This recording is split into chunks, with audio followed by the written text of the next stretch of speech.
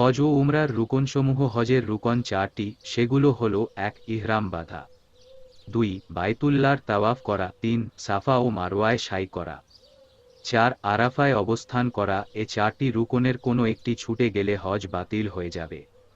উমরার রুকন তিনটি, সেগুলো হলো: ১ ইহরাম বাঁধা, ২ তাওয়াফ করা, ৩ সাফা মারওয়ায় সাই করা। অতএব এগুলো আদায় না করলে উমরা আদায় হবে না। এ সব রুকনের বিস্তারিত বিবরণ নিচে দেওয়া হলো।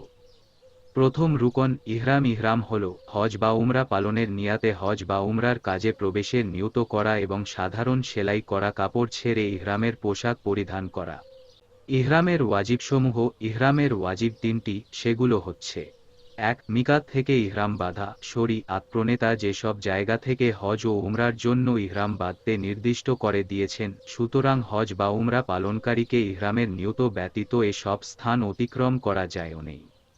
২ সেলাইবিহীন কাপড় পরিধান করা। পুরুষ মুহরিম সেলাইকৃত জামা, কামিজ, টুপিওয়ালা জামা, পাগড়ি পরবে না, কোনো কিছু দিয়ে মাথা ঢেকে রাখবে না, জুতো পরবে, চামড়ার মোজা বা কাপড়ের মোজা পরবে না, তবে জুতো না পেলে চামড়ার মোজা বা কাপড়ের মোজা পরতে পারবে। নারী নিকাব ও হাতমোজা পরবে না।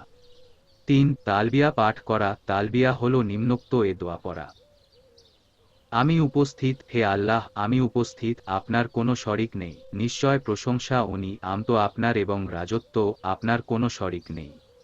মুহরিম মিকাত থেকে ইহরাম পরিধান করার সময় তালবিয়া পড়বে এবং এ দোয়া পাঠ না করে মিকাত অতিক্রম করবে না। পুরুষ উচ্চস্বরে এবং নারীরা আস্তে আস্তে, বেশি বেশি পরিমাণে ও বারবার প্রত্যেক উঠা, বসা, চলা ফেরা, সালাতের আগে পড়ে ও কারো সাক্ষাতে তালবিয়া পাঠ করবে। উমরা আদায়কারী উমরার তাওয়াফ শেষ করলে তালবিয়া পাঠ শেষ করবে এবং হজ আদায়কারী জামরায় আকাবাতে পাথর নিক্ষেপ শেষে তালবিয়া পাঠ সমাপ্ত করবে।